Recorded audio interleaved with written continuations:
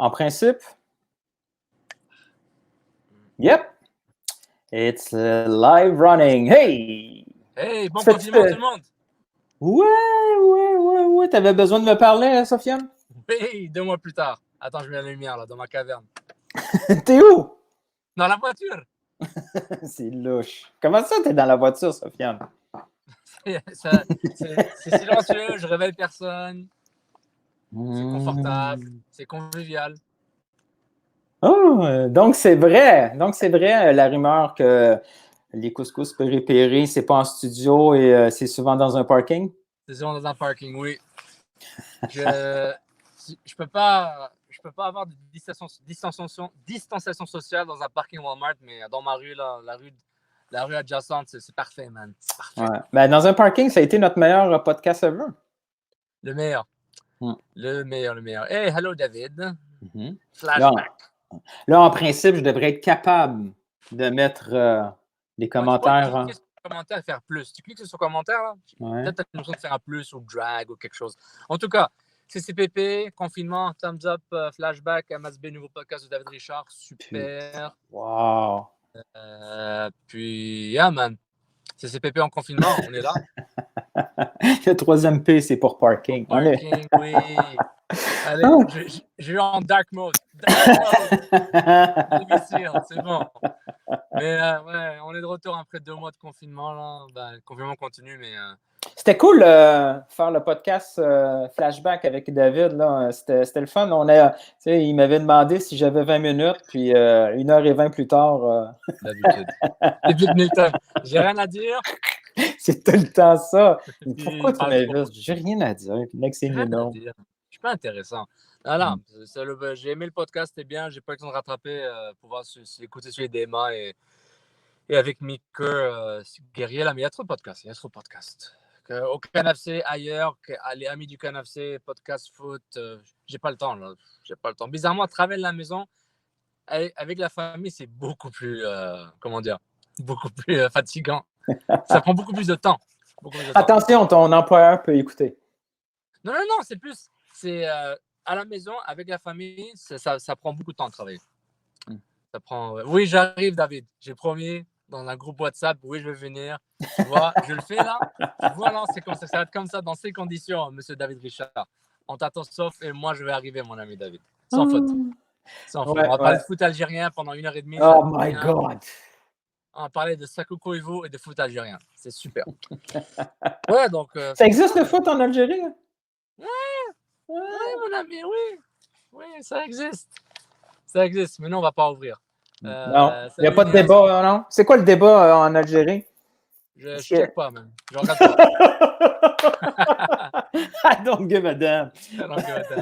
Non, honnêtement, 24 heures après le début du confinement, j'ai dit, tout ce qui est sport et foot, je m'en fous totalement. Et fait que là, tu as commencé à lire sur le 5G, sur Wuhan, les fuites de labo. Les fuites de labo, donc jusqu'à un jour. Oh, gang, vous manquez quelque chose, là. Le chat privé, là. Ouais, là, une chance que c'est noir. Le chat privé, il y a du stock là-dedans. Là. Ouh là là là là. La journée qu'on va se tromper, puis on va mettre ça live. Ben oui. Lucha Libre Niosque, là, c'est le Niosque. Ouais, man, honnêtement, c'est fou parce qu'il y a 2 mois, et je critique pas, je dis pas ça que je m'en fous du sport, parce que les gens qui travaillent dans les médias, les gens qui sont dans le foot et d'autres sports, même toi, par rapport à mes jeux et ailleurs, là, c'est pas facile. Moi, d'autres gens qui ont des jobs qui n'ont aucun rapport avec le sport professionnel, donc moi, à un moment, je m'en foutais, je voulais pas en parler. Et surtout, je me dis, mais on est à peine au mois de mars, mais on parle d'une réouverture. On va pas être quoi, là? C'est une pandémie, il n'y a pas de vaccin, on est dans la merde. Mais là, toi, tu as été négatif en partant. Moi, c'est rare, hein? Moi, j'étais positif, j'y croyais, je pensais que c'était une question de semaine. Non. Moi, c'était septembre. Tu te rappelles? J'avais dit septembre, man. Oublie ça. Avant septembre, on oublie. Et je me suis dit ça pour me préparer mentalement. Je dis septembre, c'est loin. En juillet, on va être normal. Et après, au mois d'avril, je dis non, man. Mais je suis encore positif. Moi, je pense, sérieusement, tu sais, je veux dire, l'être humain, est capable de s'adapter à peu près à tout. Puis 2, l'économie force l'être humain à s'adapter aussi très, très vite. Tu sais, puis on va parler de sport, là, parce que c'est ce qui nous importe. Puis C'est ce qu'on est peut-être plus en mesure d'en parler, là, même si et la question qui tue, est-ce que le vaccin est un vaccin naturel ou il faut qu'on en parle. Il faut qu'on en parle. Mais moi, j'ai l'impression que les joueurs, oui, sont super prudents, inquiets, tout ça, mais veut pas, et peu importe le sport, là, quand, quand le chèque de paie ne rentrera pas et quand les bills quand les gens vont avoir des obligations financières à respecter, peu importe là, que ce soit dans le sport ou dans nos propres vies, à un moment donné, tu fais OK, oui, c'est très, très, très sérieux, mais il faut quand même continuer à trouver des solutions. Puis je suis confiant qu'à travers les sports et à travers les pays, il va y avoir des solutions. Tu sais, il va en avoir une. Là, on l'a vu, l'Allemagne commence vite. Il va avoir, c'est sûr qu'ils vont se planter. On va voir, tu sais, on le voit déjà, le pauvre coach allemand là, qui est allé se chercher une tête. Dentifrice. Attends, est-ce qu'on peut parler de cette histoire de 2 secondes? Attends. Est-ce qu'on va vraiment me faire croire qu'il est en quarantaine, supposément, parce qu'il était sorti chercher du dentifrice? Sérieux? Est-ce que tu crois à cette histoire, toi? Je veux pas faire de théorie du complot. Tu penses qu'il est allé au parc? Je sais pas, mais je sais pas ce qu'il a. Je sais pas de quel parc il parle. Il est allé au parc. Est-ce que c'est une métaphore pour autre chose, le parc? Je sais pas. Mais... Il est allé au parc. Les vrais savent. Mais. Attends, tu crois vraiment? Le gars, après 2 mois, tu sais quoi? Je vais prendre du dentifrice. Alors que l'Allemagne, c'était un pays qui était, dépendant des régions, ce que j'ai un peu lu dessus, l'Allemagne, c'est un des pays où c'était assez ouvert. Il n'y avait pas un confinement aussi forcé, où les gens pouvaient sortir dehors. Puis donc, après 2 mois, il s'est dit, j'ai plus de dentifrice. Puis en pleine quarantaine, en pleine ligue, j'aurais pas pu envoyer quelqu'un qui me cherchait du dentifrice. En tout cas, l'histoire est louche, Newton. Le coach de Wolfsburg, c'est louche. Mais regarde, mais tant qu'à mentir, tu trouves dentifrice, c'est génial comme idée, tant qu'à mentir. Non, pauvre gars. Mais honnêtement, personne n'aurait appris un mot en allemand comme la Bundesliga. Alors là, si tu peux, le monde entier connaît le mot Bundesliga. Même les gens de la NHL, NFL, NBA. Bundesliga, on sait c'est quoi, parce que c'est la ligue dont tout le monde en parle depuis quoi? 2 semaines? 3 semaines qui sont Finalement, on va pouvoir voir Alphonso Davies, pas juste dans des streams douteux ou des petits gifs de 3 secondes dans un compte qui va être suspendu 24 heures plus tard. Tu le mérites, Newton. Mais on va voir finalement aussi que un latéral, c'est important. C'est pas grave si Davies joue comme latéral. C'est pas grave. C'est pas grave. C'est fou, ça. Mais, tu vois, Julien Tessé, il me rejoint. Dentifrice, passeport perdu, mal de gorge. Moi, je dis c'est louche comme histoire. En tout cas, dans 2 mois, on va le voir là. Puis on il va y en avoir des histoires comme ça. Là. Comme a dit Newton, il est parti dans un parc spécial. Donc. Mais toi, tu te lèves samedi matin pour voir la Bundesliga? Non. Ça me semblait aussi. De toute façon. Je vais voir les highlights. Donc, ouais, de toute façon, tu fais partie des jeunes sans câble.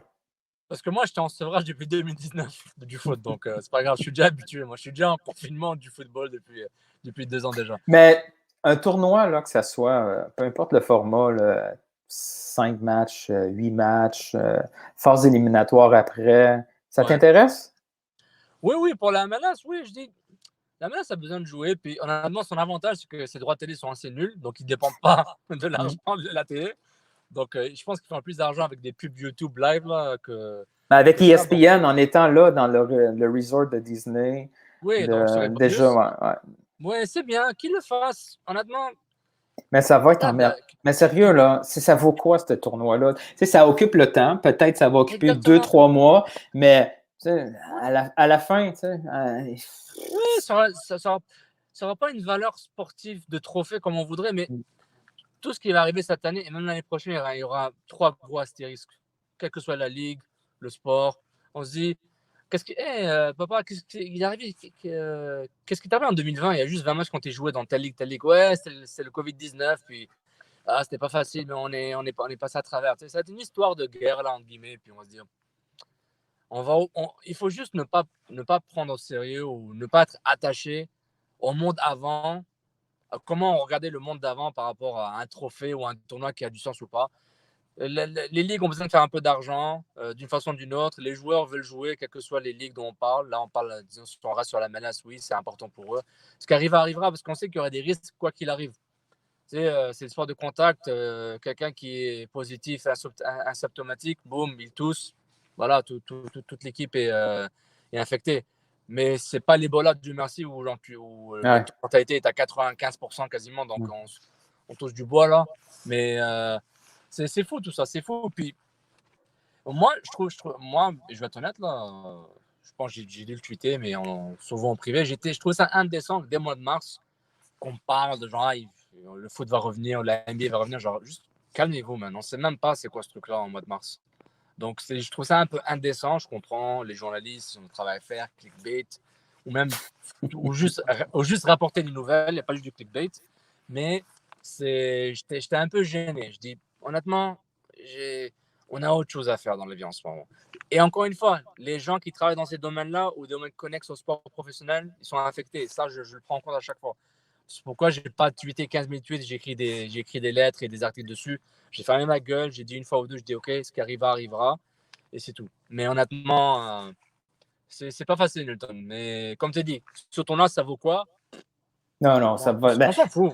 On s'en fout, c'est juste pour voir des. C'est un gros tournoi amical, dans le fond, puis ça va servir à sauver un peu d'argent. Tu sais, Joey Saputo, il doit être content qu'il n'ait plus le salaire de Piatti à payer, mais deux, il doit être un peu déçu. Il dit, si j'avais attendu 2 semaines avant de signer Victor Wanyama, au moins, je n'aurais pas à payer ce million-là pour rien.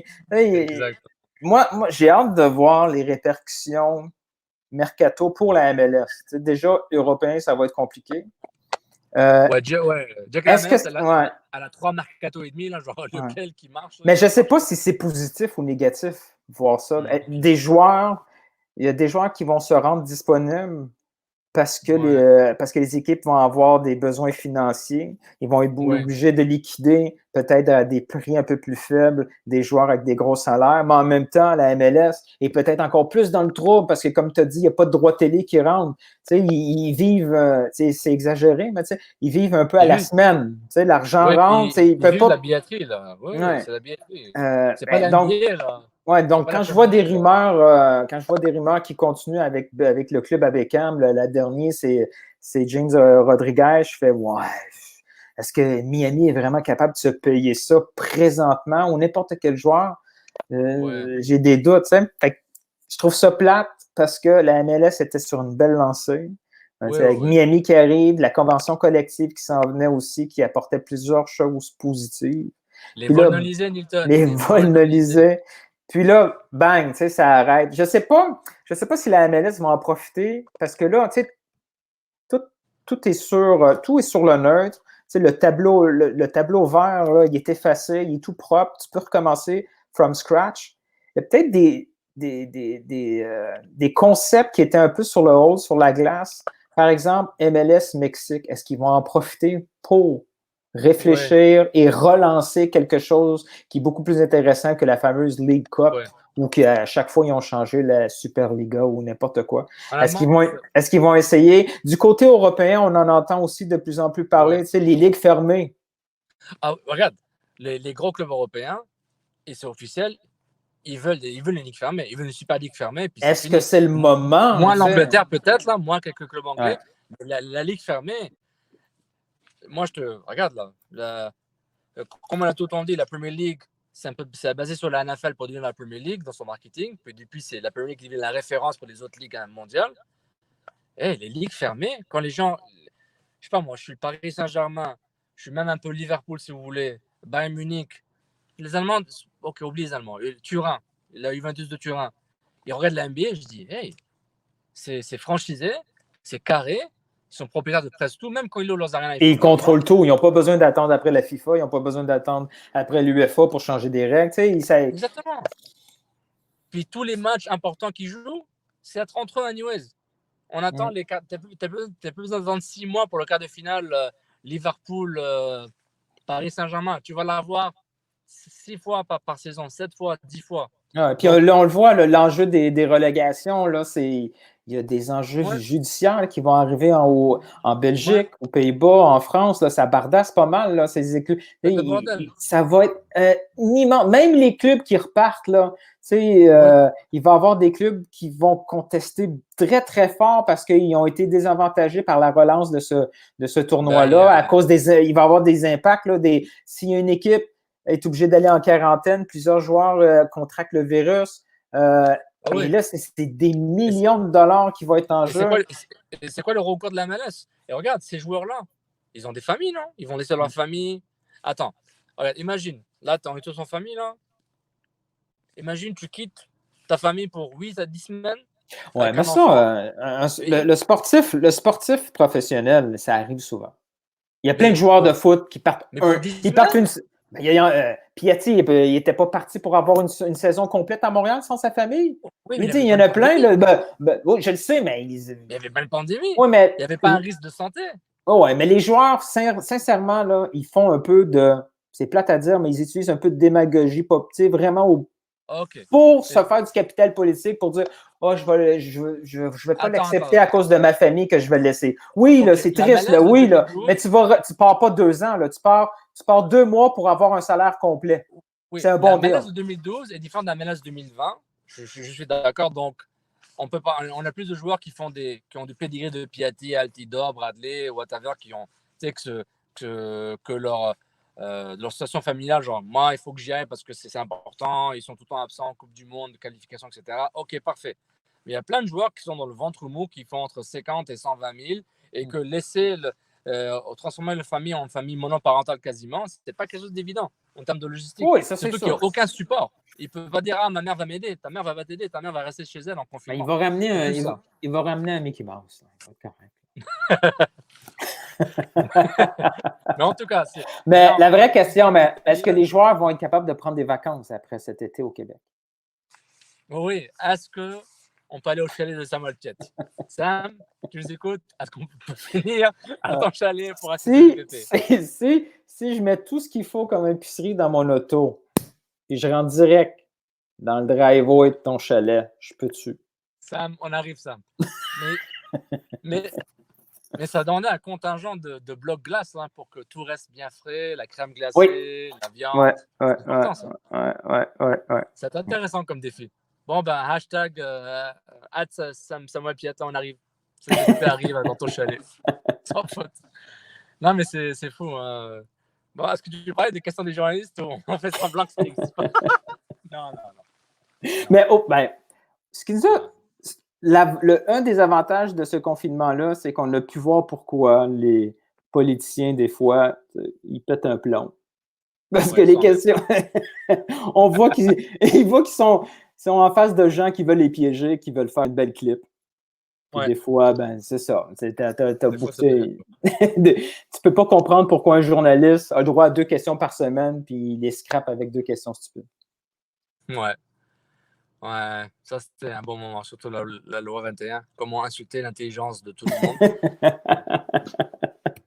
Mais non, c'est correct. Oui, ça arrive. C'est juste la planète entière qui est en confinement, mais à part ça, who cares? Tu sais, pour venir pour ton truc de Liga MX à MLS, ce qui est intéressant, c'est que j'ai l'impression que tous ces projets-là vont être mis en suspens pour 2-3 ans. J'ai l'impression. Hein. Et à cause de ce punaise de virus-là, honnêtement, tant qu'il n'y a pas un vaccin efficace pour tous les types, toutes les formes de ce virus-là, toute initiative qui va impliquer des mergers ou des déplacements, du voyage, honnêtement, je pense pas que ça va arriver, man. Quoique, ces rumeurs de MLS, Liga MX, c'est intéressant. Mais non, c'est sûr que ça peut pas arriver. C'est sûr que ça peut pas arriver là, mais tu sais, quand on va relancer, là, à ce moment-là, la relance, on ne sait pas c'est quand, mais tu peux le relancer à peu près comme tu veux, là. Ouais, mais c'est tellement hétérogène parce que, en plus, la MLS, c'est 3 clubs canadiens puis 150 clubs US là, en MLS. Donc, même ça, c'est logistiquement difficile. Même, ok, disons que les joueurs au Canada peuvent se déplacer pour le fameux tournoi Orlando à Disneyland. Ok, parfait. Il n'y a aucun problème. Mais il y a quand même la logistique, c'est un peu douteux. Puis, oui, ils auront tous les standards possibles. Si un joueur s'infecte, qu'est-ce qu'on fait? Est-ce qu'il va avoir les capacités de test, etc. Et encore, il y aura des questions éthiques et morales. Pourquoi des clubs professionnels qui sont riches vont prendre des tests, qui vont payer pour, c'est correct, qui vont payer pour, c'est correct, mais est-ce que c'est éthique et moral qui prennent des tests qui pourraient être utilisés pour des gens qui travaillent dans la santé ou des gens normaux comme toi et moi? Tu sais, les gens vont se poser cette question, même si c'est des tests achetés au privé, etc. En tout cas, tout ça, c'est vraiment louche. Et puis, honnêtement, moi, un truc que j'aime bien, et la ligue référence pour moi, c'est la NBA, puis elle dit rien. Elle dit, on va essayer. On pense à la Floride, mais ils disent rien. Alors que j'ai l'impression que d'autres ligues sont beaucoup plus cavalières, surtout la NFL qui en a rien à foutre. La NFL, genre, nous, on va arriver, quoi. On joue quoi qu'il arrive. Je trouve ça assez. Ouais, mais eux là, leur avantage, c'est qu'ils peuvent attendre en septembre. Là, c'est sûr que les camps d'entraînement, ça devient un problème. Mais je me demande pourquoi c'est la NBA qui est devenue la référence au niveau des décisions, la démarche. C'est pourquoi la NHL a attendu après la NBA. Qu'est-ce qui fait en sorte que la NBA est devenue? C'est la plus organisée. C'est la plus organisée, puis elle a clairement. Tu sais, la NFL, on oublie parce que c'est des stades ouverts, puis c'est des stades de 150 000 personnes quasiment. Donc à la limite, la NFL, c'est une ligue à part, ils sont dans leur propre monde, ils vivent dans leur propre écosystème. Alors que la NBA, disons, regarde, beaucoup d'équipes partagent de hockey et de NBA partagent la même arena, le même stade. Donc on se dit c'est peut-être possible. Mais la NBA a tout le temps été une ligue plus organisée, et puis beaucoup plus bling-bling, beaucoup plus en termes de visibilité, c'est énorme. Donc je pense que c'est devenu une référence là. Puis surtout avec c'est pas une coïncidence là, l'arrivée de LeBron James, puis je sais pas si le nouveau commissaire Silver était arrivé en même temps là, qui avait remplacé Stern, mais tu sais, il y a vraiment une mondialisation décuplée de la NBA, notamment avec la Chine, en Chine. Mais c'est vraiment un produit qui est beaucoup plus raffiné, beaucoup plus intéressant. Puis le contenu autour du match est meilleur, comme le fameux show avec Shaq, Barkley et l'autre, les deux autres sur TNT. Il y a tout un écosystème NBA qui ils sont en avance sur plein de choses. La NHL, c'est vraiment. Honnêtement, quand on voit les scandales qu'il y a à la NHL, c'est encore une ligue. Attention, tu vas faire de la peine là, déjà. Ouais, c'est encore une ligue. Non. Ouais. J'imagine, mais j'ose croire que tous ces gars-là, ils se parlent un peu. Tu sais, je veux dire, les commissaires de la NBA, du hockey, la MLB, ils doivent quand même se parler pour. Ouais. Ils vont probablement essayer d'appliquer un plan de relance qui va se ressembler un peu à gauche, à droite. Ouais. Surtout en Amérique du Nord, là, il y a une seule réalité. Ils vont se croiser. Exact. Il n'y a pas 15 000 villes qui sont prêtes à juste. Ils vont tous retourner à Orlando en même temps. Ça, c'est un problème. il va manquer de place dans les manèges. Là. Non, j'ai vraiment hâte de voir ça. Puis, mais, quand on voit comment que les autres pays ont réussi à s'organiser, quand la Corée a réussi parce qu'ils ont des restrictions très, très sévères là, au niveau des tests, puis, mais l'Amérique du Nord, c'est un méga gros continent. C'est pas vrai qu'il se retrouve. Ouais, mais tu peux forcément trouver une place pour faire ça. Oui, ça devient un peu injuste pour certains marchés. Quand on regarde le nôtre, Montréal est très, très, très touché. Même chose pour New York. On est dans la merde. On est vraiment dans la merde. Mais pensez-y, là. Quelques jours avant, on était au stade olympique. On est passé proche, là. Milton, je ne suis pas allé pour ça. J'avais une certaine personne dans le groupe WhatsApp qui est avec nous, avec toi aussi dans le groupe WhatsApp. J'avais montré. Je suis fait accréditer par la CONCACAF pour le match aller. Il était 5h30 du soir. Je dis à ma femme, non, je ne vais pas aller au match. Oublie ça. Parce que j'étais un peu nerveux sur le début de la pandémie. Puis 3 jours plus tard, boum, c'est une pandémie. C'était la semaine du match. L'OMS a dit que c'est une pandémie mondiale. Donc, malheureusement, j'ai chickened out. J'ai dit non, ça ne vaut pas la peine que je retourne dans la salle avec 15 000 personnes. Puis, ouais. C'est quoi ça? Moi, il reste là tant que je n'ai pas un nouveau commentaire. Mais tu sais, moi, j'ai zéro pensé à ça pendant le match. Je me souviens d'avoir croisé un partisan avec son masque bleu. Est-ce que la police essaye de t'arrêter, Sofiane? Es-tu correct? Non, c'est un Non? camion bizarre qui est derrière moi. Là. Non? C'est louche. C'est probablement une police, là. Ouais. Non, ça va. On aura des preuves. Mais c'est ça, tu sais, pendant mon trajet vers le stade olympique, je me souviens d'avoir croisé un gars avec un masque. Je l'ai tellement jugé. Oui. Je l'ai tellement jugé, c'est terrible. Puis quand on pense aujourd'hui, on a parlé beaucoup du match de Atalanta contre Valencia qui a été probablement un des catalyseurs du nord de l'Italie. La propagation. C'est fou, hein? Puis on aurait pu tellement vivre ça, là. Une semaine plus tard. Imagine. Mais imagine si les joueurs d'Honduras étaient infectés et on ne savait pas. Imagine que le virus avait commencé dans l'Amérique centrale, puis boum, Montréal devient un hub dès le mois de février. C'est fou tout ça, c'est super stressant comme concept. Et puis oui, c'est vrai. Et honnêtement, les masques, je vois les gens des masques, mais genre, pourquoi tu mets des masques et je pense que c'est en février, je dis, pourquoi les gens ils mettent des masques là? Tu parles de moi, de toi. C'est lui, c'est Monsieur Masque. Non, c'est pas toi, c'est un autre. Le gars, Nias qui va faire son épicerie avec son masque maintenant. Oh, nice. Non, c'est fou, hein. Mais en avant, oui. T'imagines si on aurait une autre Valence-Atalanta, mais c'était. On était juste à quelques jours de ça. C'était Olympia, puis l'Impact au stade olympique. T'imagines? Tu penses-tu que cette compétition est morte?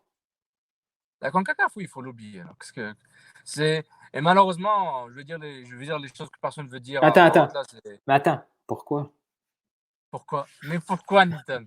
Pourquoi? Je veux dire pourquoi. À moins que la CONCACAF décide de faire un format du tournoi centralisé. C'est impossible parce que la MLS va déjà gruger tous les joueurs si le tournoi MLS va bel et bien arriver. Mais sinon, tu ne peux pas avoir les équipes se déplacer du Mexique au Canada, aux États-Unis, en Honduras, au Costa Rica, ou quels que soient les autres pays qui restent. C'est trop risqué ces déplacements. Puis, est-ce que ça vaut la peine? Il faut tout le temps peser les avantages avec le risque. Est-ce que le risque vaut, est-ce que tu reçois comme mérite, comme récompense, vaut le risque que tu vas prendre? Et c'est ça que je me demande. C'est même l'euro, ils se sont dit, hey, l'euro, on va le faire en 2021. Du moment que l'euro a été poussé, puis c'est normal, c'est une compétition avec quoi, je ne sais plus, ça va être 24 ou 32 équipes, whatever. 5 ans champion d'Europe, 5 ans. Puis champion d'Afrique, je sais pas, peut-être pour 15 ans, j'ai aucune idée. Je sais pas. Don't trust la CAF, je sais pas, je trust pas la CAF. Mais oui, pour répondre à ta question, on doit oublier la CAF pour 2020. Je vois pas aucune valeur ajoutée de jouer en 2020. Ouais. Mais tu sais, la CONCACAF a beaucoup plus. Parce que si la CONCACAF, on doit l'oublier, on doit la sacrifier, comment qu'on va faire pour les qualifs? La Ligue, ça aussi, il faut comme ça. Tu remets tout à zéro. Je comprends pas. On remet tout à zéro. Moi, c'est comme pour les débats sur les relégations et les promotions. Soit on fait tout à zéro, ou juste prends le côté positif. Tu relègues personne et les promus, tu les montes. Tu auras des ligues à 22-24. Oui, mais ça fait de l'argent à moins pour plusieurs clubs. Oui, tu t'adaptes sur 3-4 ans. Parce que les gens pensent que l'impact de ça a duré 3 mois après le vaccin sort. Après tout est reset, on revient comme d'habitude. Non, il y aura des impacts qui vont durer. Je parle juste du sport, je ne parle même pas sur nos vies, parce que nos vies, ça va être pour toujours. Pour les ligues professionnelles, notamment par rapport au foot, parce qu'ils étaient vers la fin de la saison, ça va avoir un impact sur des années. Par rapport aux choix qui vont être faits, qui est champion, qui n'est pas champion, relégué, etc. Il y aura des impacts qui vont durer longtemps, beaucoup plus qu'on pense. À moins que, je sais pas moi, il faut un reset total. Ok, 2020-2021 n'existe pas, on recommence à zéro, puis on refait ça. Mais honnêtement, je vois pas autre chose. Je vois pas comment ça pourrait aller autrement, parce que c'est trop complexe. C'est trop complexe. Ça va prendre des années pour rattraper ça. Voilà. Ouais, puis mais tu sais, quand le championnat canadien a beaucoup plus de chances de revenir parce que, bon, tu sais, c'est dans nos frontières, même si on est un grand pays, on a beaucoup plus de chances d'organiser un championnat canadien. Oui. Attendre un peu, c'est pas trop de tournois, c'est pas un tournoi trop long, trop pénible.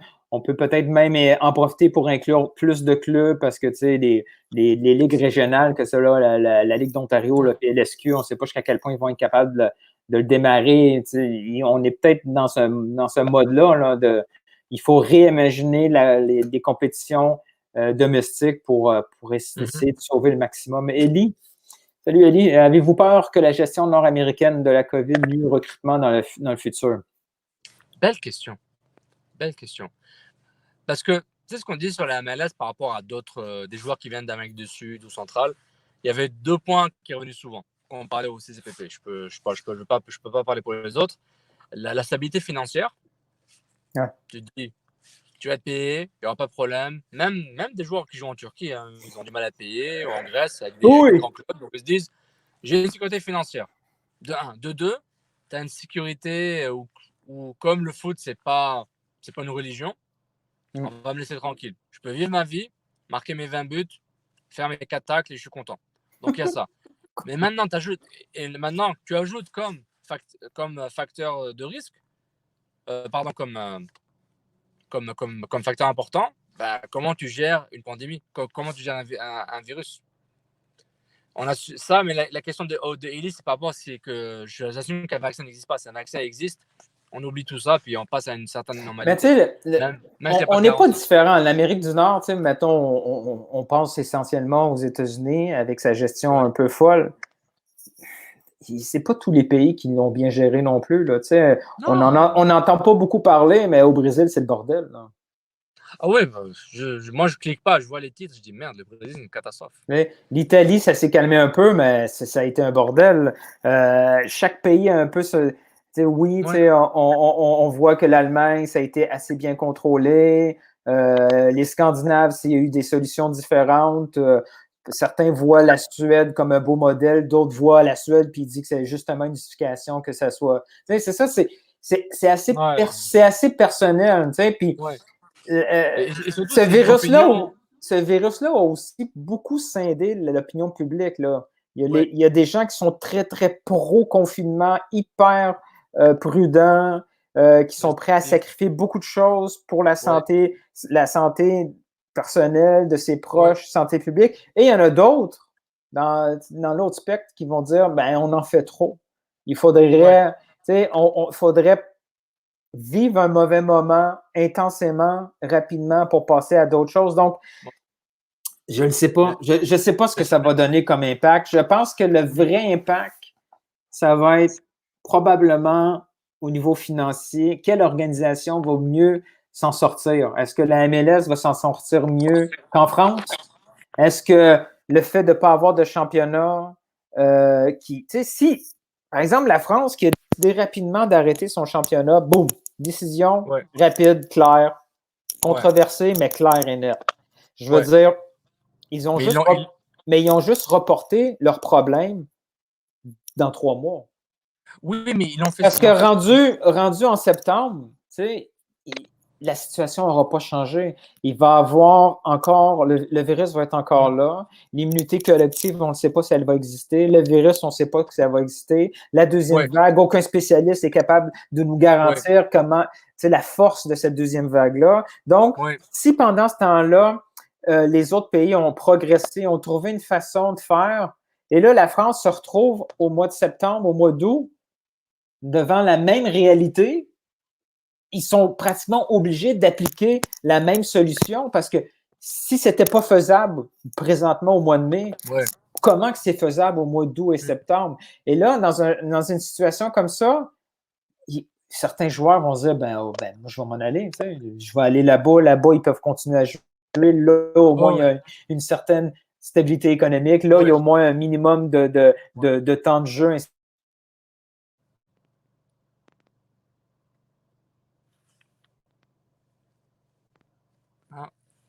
J'ai gelé. Allô, allô, allô? Hello?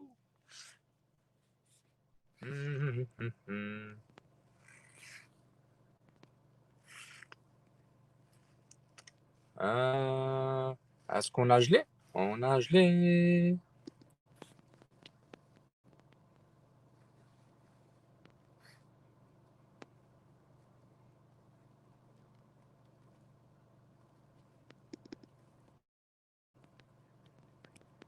Allô? Bon, si je suis en live, j'ai l'air con. Parce que. Ouais, Nilton est freeze. Hein? Ok, oui, c'est ce que je pensais. Et moi. Ok, bah, si tout le monde m'entend, ben voilà. Nilton, t'es gelé. Ressort et reviens. Ok. Tu es gelé, Nilton. Ressort et reviens. Donc, si vous m'entendez en direct, je suis en train de parler à Nilton. Ouais. Ok, je suis tout seul. Waouh. Donc, Nios m'écoute. Ok, merci Nios, merci beaucoup. Merci Eric Snee, merci Joe Maltais, merci La Force du Malte. De m'avoir visité, je me sentais un peu seul. Non, Nilton, reviens, je suis tout seul. Mais le truc avec par rapport à la Ligue 1, c'est que la Ligue 1, bah, toutes les Ligues européennes, mais la Ligue 1, ils se sont dit, la France dit par rapport à la Ligue 1, la saison est déjà quasiment finie. On est au mois de mars. La décision a été prise fin avril-mai. Pourquoi continuer une saison qui est déjà presque terminée? Oui, il y a des impacts sur les relégués, la Ligue des Champions, les coupes européennes, c'est parfait. Moi, je comprends. Mais ça ne change pas le fait qu'ils ont pris une décision. C'est pas comme si la crise a été gérée de la même façon en Allemagne, qui a eu une meilleure gestion de la crise sanitaire de façon assez efficace, sans faire de métaphores stéréotypiquées, mais c'est très allemand. Ils ont très bien géré ça. Et en espérant que ça continue comme ça en Allemagne, mais juste qu'il y a des cas différents. C'est pas comme si l'Angleterre est en train de, la Premier League veut revenir le plus vite possible, mais même jouer en juin, mais il y a des joueurs qui sont pas contents. Donc il n'y a pas nécessairement un consensus même en Grande-Bretagne par rapport au retour de la Premier League, alors que c'est très mal géré. Nilton, t'es revenu. J'ai dit des conneries. J'ai dit des conneries. J'ai dit des trucs qu'il faut bloquer. Écoute.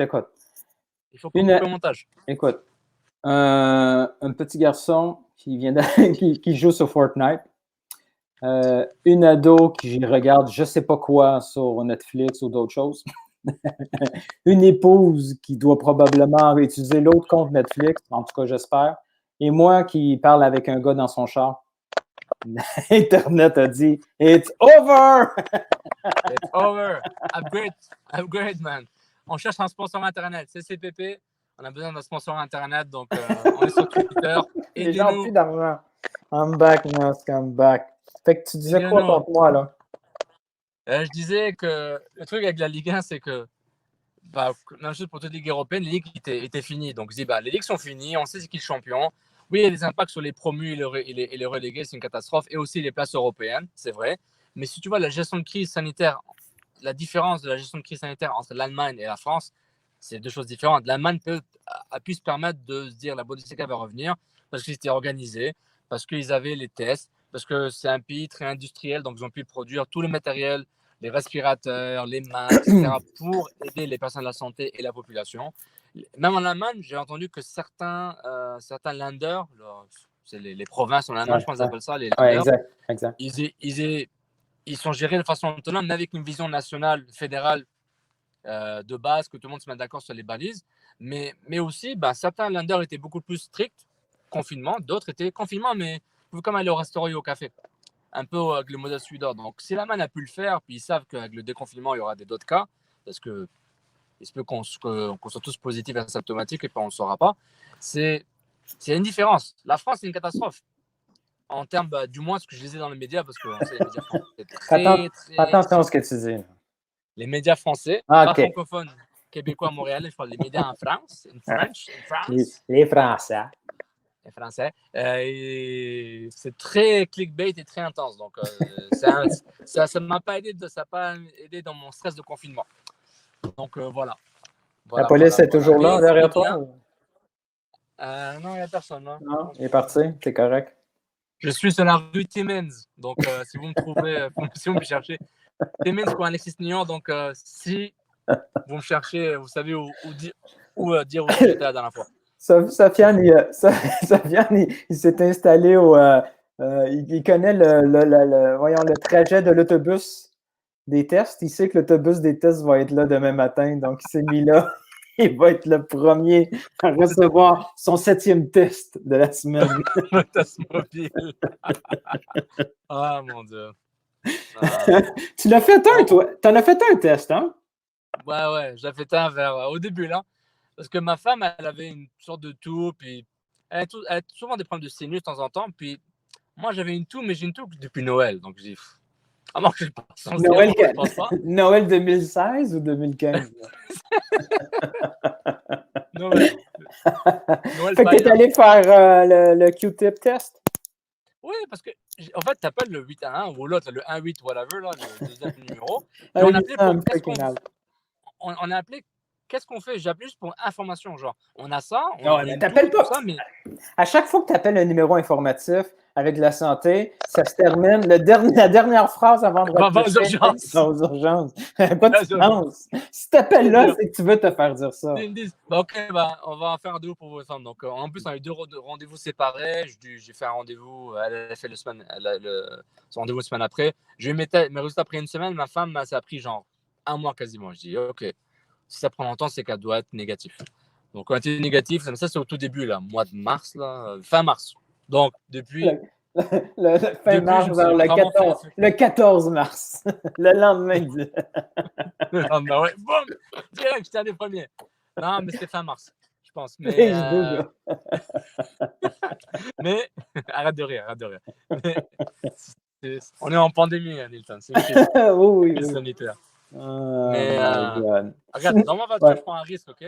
Oui. Dans ma voiture, pour aller faire des courses, je risque d'avoir du Covid en ce moment que je veux ramener chez moi, OK? C'est un risque. Ouais, t'es un héros. Pour un podcast de merde. Un podcast de merde. T'es un héros. On switch. Ouais. The Last Dance, Netflix, Michael Jordan. Faut qu'on en parle. Oui. Je me trouve con. Oui, t'es con d'avoir changé de baseball dans les années 80. Oui. Non, c'est pas avoir choisi. Tu peux tout écouter en même temps, c'est pas grave. Non, mais t'as choisi. Mais j'étais vraiment le Québécois type, OK, pendant ces années-là, qui jugeait... Est-ce que t'es vraiment type? Si tu avais vu comment j'ai grandi dans les rues de Montréal, là, je peux te garantir que c'est assez type, merci. Oh wow, quand j'y pense, là, ce que mes parents me laissaient faire là, dès la première année, je ne le permets pas encore à ma fille de 15 ans, ça n'a pas de sens. Anyway, aller à l'école tout seul, traverser la rue de Lormier, pas te regarder, même au parc, toute la soirée. Pas celui à côté, l'autre, dans l'autre. Tu prends le bus. Bref, je suis passé à côté totalement de ce phénomène-là live, là, de la NBA, de Jordan. Tu sais, oui, là, tous les Québécois savaient c'était qui Jordan, mais je te le jure, là. Non. Mais même live, là. Mais en direct, on ne comprenait pas. Tu sais, il y avait... Mais les matchs. Non. Tout le monde disait la même chose. Le basket, c'est ridicule, il faut juste voir la dernière minute.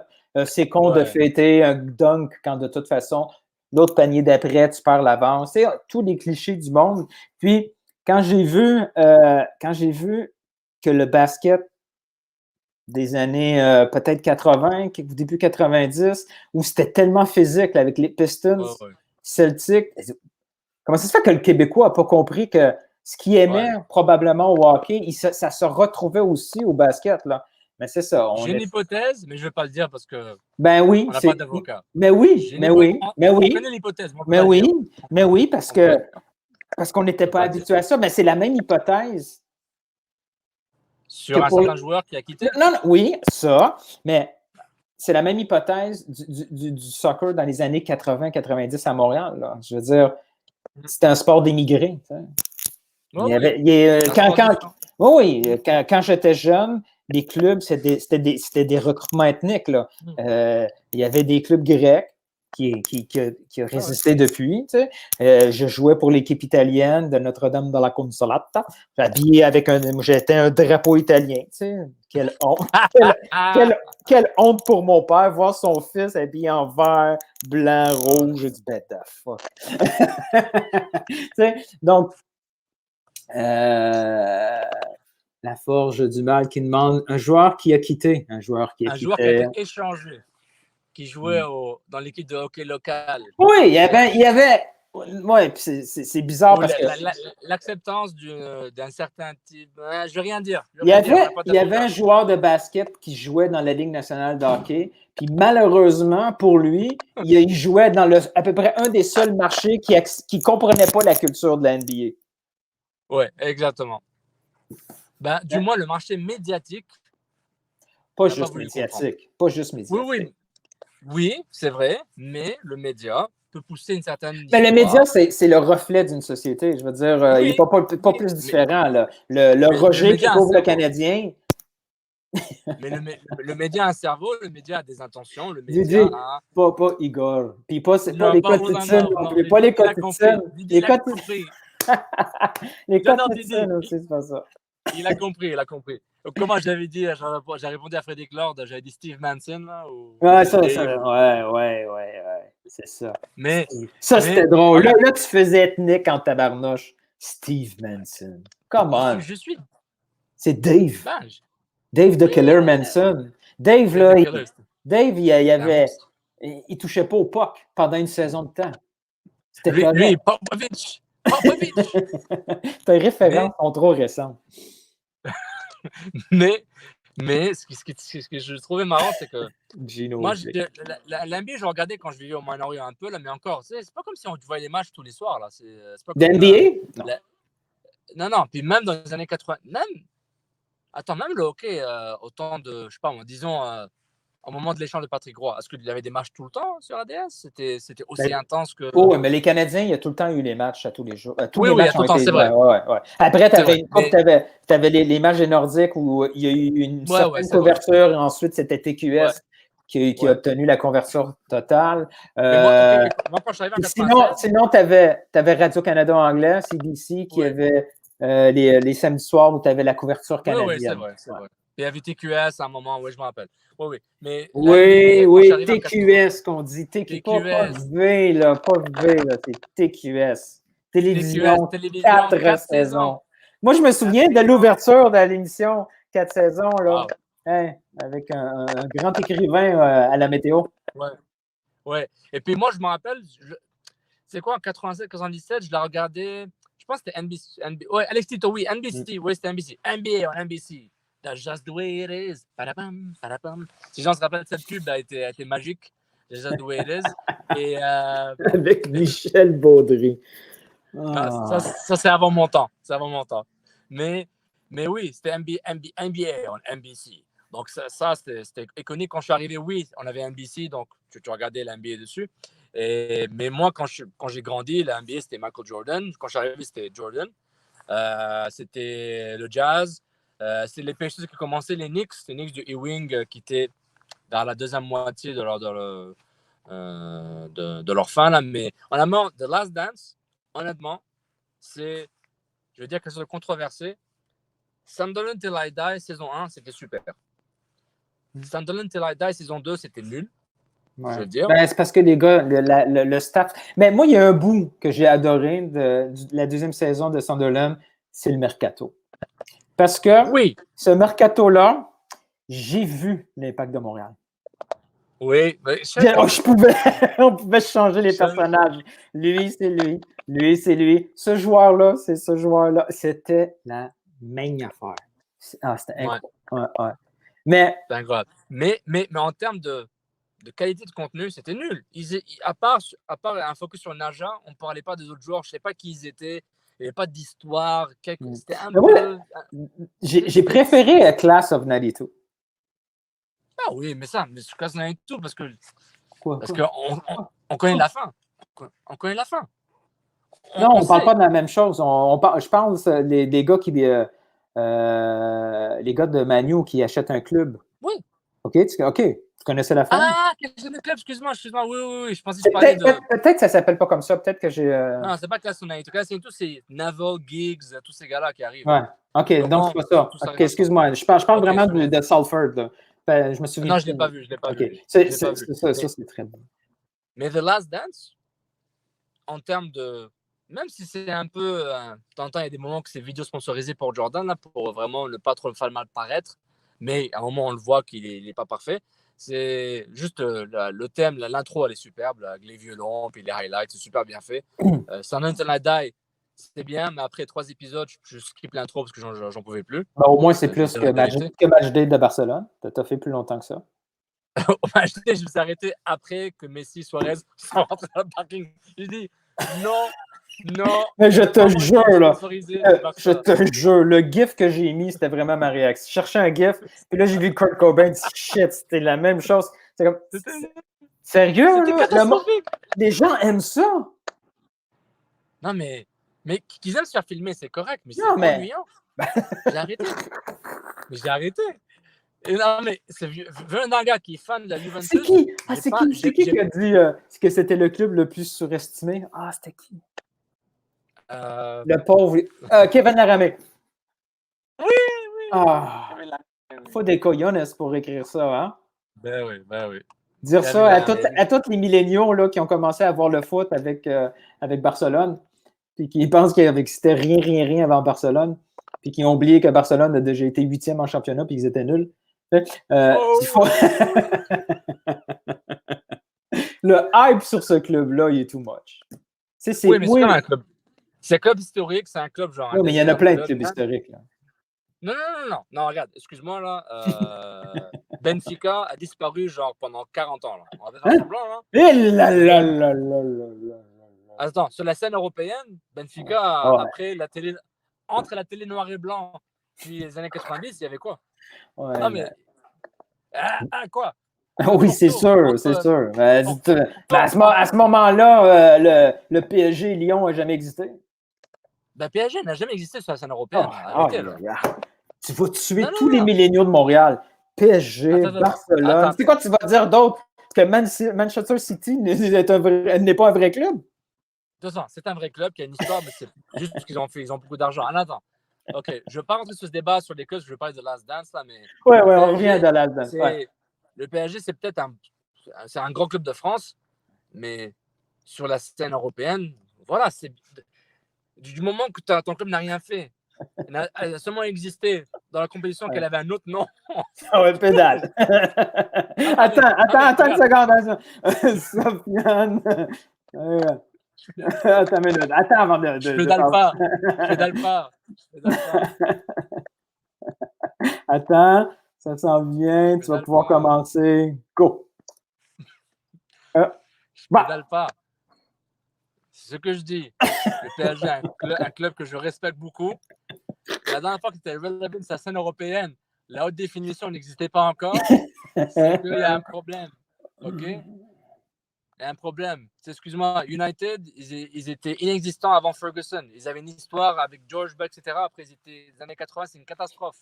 Tu sais, chaque club a ses moments forts et bas. Mais le PSG, sur la scène européenne, on ne va pas faire semblant que c'était Liverpool pendant 30 ans.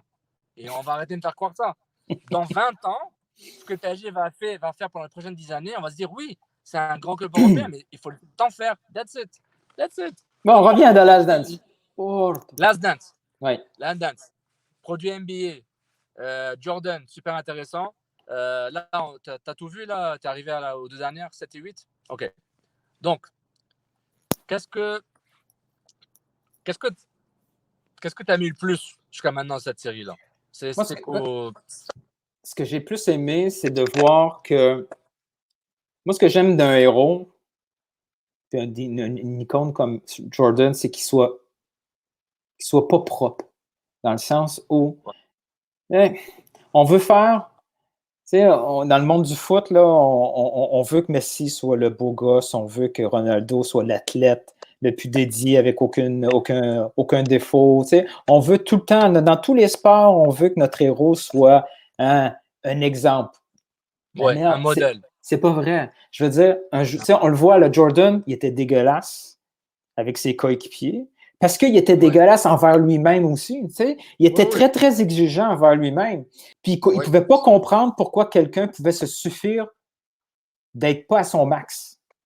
Oui. Puis que si cette personne-là autour de lui n'était pas capable de se rendre à son meilleur niveau, just too bad, va-t'en. Il n'y avait pas de, je Ouais. veux dire, il n'y avait pas suivi de cours d'intelligence émotionnelle. Oui, ouais, exactement. Non, il n'y en avait pas des. Non. Non, l'intelligence, non, non, il l'avait pas. Donc, il allait à fond. Lui, là, c'était en mode guerre. Puis Ouais, mais souvent, le sport, tu sais, il y a l'analogie avec la guerre, puis ça l'était aussi là. Il était prêt à beaucoup de choses. Puis, tu sais, le voir réagir dans certains matchs ou les matchs suivants, tu sais, je pense que c'est dans le dernier épisode où il décide de faire le même total de points de l'ancien joueur des Bulls en une demi. Oui, puis là, oui, il a détruit. Là. Quand il joue contre Washington, ouais. Parce que ça prouve qu'il est tellement. Que la NBA à ce moment-là l'ennuie tellement. Après avoir passé l'obstacle des Pistons et des Lakers. Dès qu'il a passé cet obstacle-là, et ça a commencé juste avant le premier three-peat, juste avant le 3e titre, et avant qu'il prenne sa retraite temporaire, ça se voyait clairement qu'il y avait des défis, mais dès qu'il s'est boosté physiquement pour battre les Pistons et être un phénomène physique, en plus d'être un basketteur de haut niveau, un des meilleurs de tous les temps, le meilleur de tous les temps, il s'ennuyait. La NBA, c'est trop facile pour lui. Donc, il se mettait des défis. Je ne vais pas me donner à 100% tout de suite, mais je finis quand même avec 47 points, puis mon équipe a gagné, avec une différence de 3 points parce que personne d'autre marque, il n'y a que moi qui marque. Donc, c'est assez hallucinant. Son leadership, puis c'est un requin. C'est un requin, c'est un renard, c'est un loup, c'est un requin. Choisissez la méthode qui vous intéresse. Jordan, c'était un tueur. Mais quand je regarde ça, je suis très, très jaloux des Américains parce qu'ils sont capables vraiment de faire des choses hyper intéressantes avec leurs idoles culturelles, politiques, sportifs, tout ça. Tu sais, nous, au Québec, on a des personnages aussi forts, aussi intéressants, aussi complexes. Mais on est incapable de le faire. Tu sais.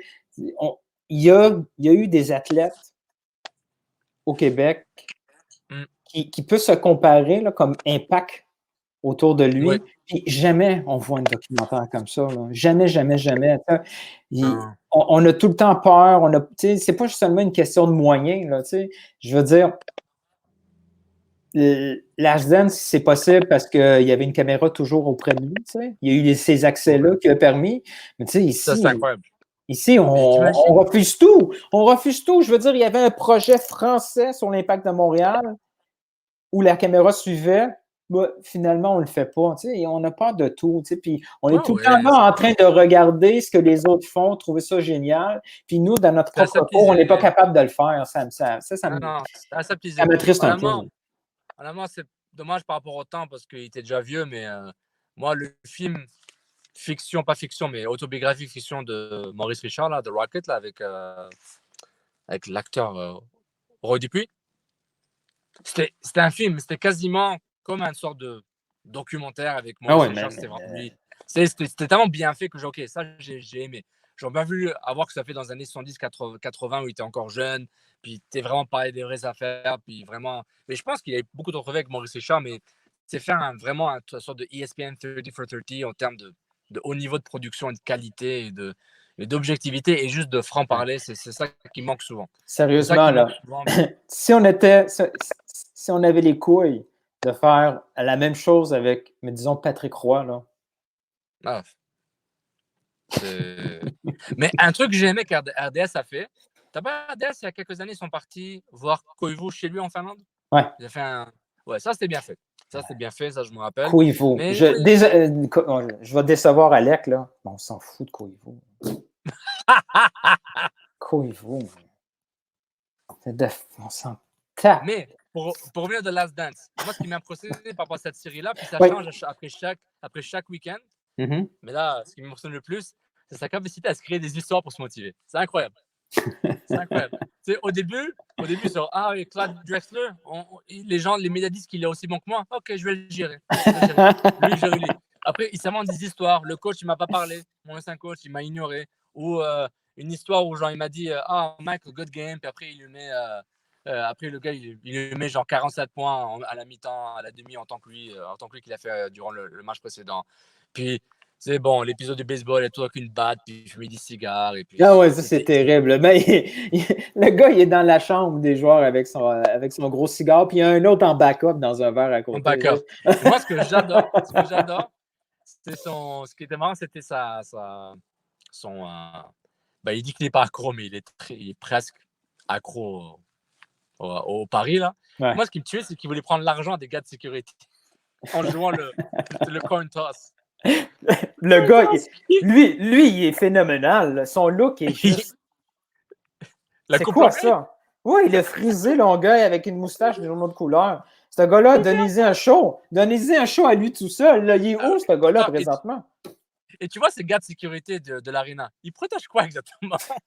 Ils protègent quoi?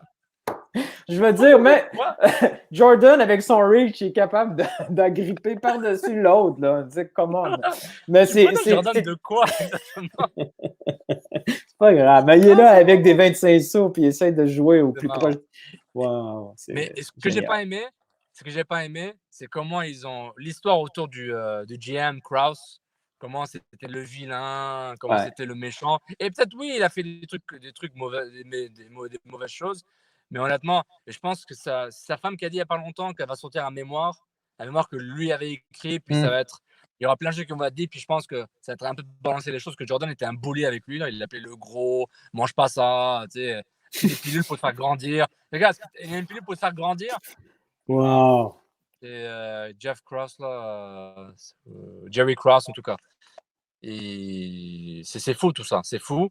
Et puis, mais ça, c'est une partie que j'ai pas aimé. Puis donc, le gars il peut pas parler, il est mort. Donc il peut rien dire dans ce documentaire. Donc ça, c'était vraiment, je trouve ça un peu pas lâche, mais j'étais un peu, j'avais un malaise avec ça. Mais pour Jordan, lui, tu lui dis, tu donnes un café qui est trop chaud. Ah, tu m'as insulté, je vais marquer 150 points. C'est ça ton truc. Tu crées des histoires. On dirait toi et moi. Exactement. Il a dit quoi sur moi sur Twitter? Ah, oh my God. Mais c'est fou. Mais ce que tu réalises en revoyant tous les matchs et les highlights, parce qu'on a vu tous les highlights 15 000 fois, mais on les revoit de façon contextualisée avec lui, ce qu'il avait à dire, le contexte, et que ses adversaires aussi disaient par rapport à ces matchs-là. On voyait comment était son basket, là, c'était autre chose. Tu réalises que, genre, oui, Kobe, LeBron, excellent. Tu fais un top 3, Jordan est numéro 1 pour moi, sans hésitation. Et on peut faire des débats top 5, top 10, top 15, là, ça va être infini. Dirk, Johnson, Isaiah Thomas, il y en a plein. Même les récents là, qui jouent en ce moment. Kevin Durant peut-être, Curry. Je sais pas, man, je sais pas. C'est trop compliqué. Arrête de dropper des noms, là. Mais, mais moi, ce qui m'a marqué. Mais Pippen, l'histoire de Pippen, pas juste comment il s'est fait avoir. Ah oui, le pauvre. En termes de contrat, s'est fait avoir, mais en tout cas, ah oui, tu sais, Cross, là, c'est lui le méchant. Mais le méchant, c'est le propriétaire. C'est lui le gros sort de lui. Il parle avec son maquillage et tout rose et tout. Puis genre, moi, je lui dis, ouais, tu peux signer 3 ans, mais tu peux signer 10 ans pour 1 million. Mais c'est comme tu veux. Son maquillage rose. C'est comme si c'est son GM qui prenait toutes les décisions. Puis lui, non, j'ai rien à dire. Moi, Cross a pris ses décisions. Il voulait virer Jackson à la fin de l'année, puis Jordan. Mais le propriétaire, il est blanc comme neige, au fait. Lui, c'est incroyable comment on n'en parle pas, tout va bien. Il prend sa retraite. Il devrait jouer avec mon autre équipe, les White Sox. Ok, pas de problème, on se pose pas de questions. Pas de problème. Mais c'est vrai que l'histoire de Dennis Rodman était folle. Je veux dire, j'ai ri pendant une semaine de temps. Là. Comme dit Alex sur son congé, là, c'était super. Quelle histoire. Mais moi, ce qui m'a fait frapper au début du documentaire, c'est de voir comment les arénas et le basket, c'était vide. Là. Je veux dire, la NBA est partie d'un sport hyper régional dans les marchés, avec une couverture moyenne. Ouais. Puis il est devenu comme le sport, 20-30 ans plus tard, c'est le sport locomotive où les autres attendent de voir ce que la NBA va faire dans une situation comme celle actuellement. T'sais. Puis là, veux pas, c'est facile de faire l'analogie avec ce qui se passe présentement où la MLS est un sport aussi avec des marchés locaux, les stades ne sont pas remplis, mais le potentiel peut être tellement gros, immense, parce que les vedettes de soccer aussi, là, ça peut faire... il y a du potentiel comme histoire, puis on le voit là, on le voit que les Jordan de ce monde-là, ça existe au foot, puis ça peut transformer un sport. Dès que dès que tu as la vedette La parfaite, formule magique. dès que tu as la vedette parfaite pour envoyer ce sport-là à un autre niveau, là, c'est faisable. Ah, c'est vrai. Salut Riyad. Et oui, la rivalité MJ et Isaiah Thomas était assez hallucinante. Et c'était une histoire que je ne savais pas. J'avais vu les Bad Boys, l'autre Salut Fortery. Je me rappelle sur le beef qu'il y avait avec Jordan, tout ça, avec tout le monde quasiment, mais j'ai jamais fait le lien entre ça et la Dream Team. Et comme dit Alix, oui, c'est Magic et Bird qui ont sauvé la NBA. Oui.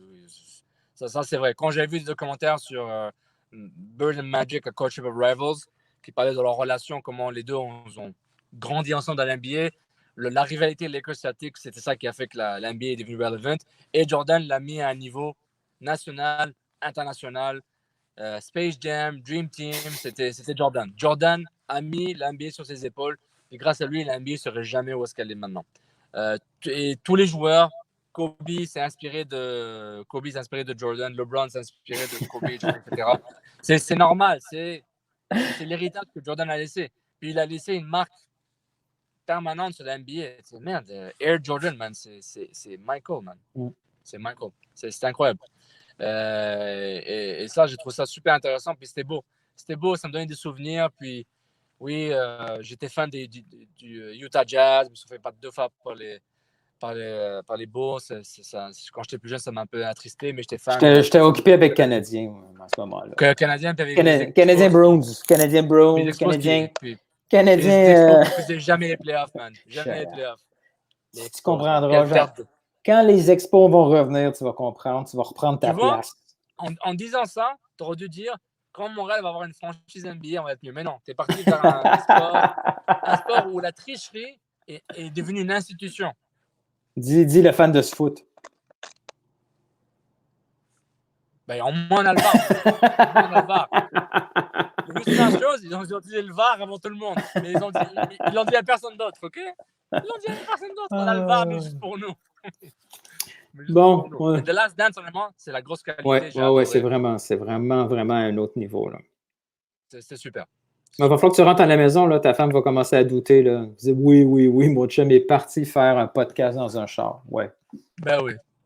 Attends, le bus est là. Test mobile. Let's go! Fais-nous des images live de ton test.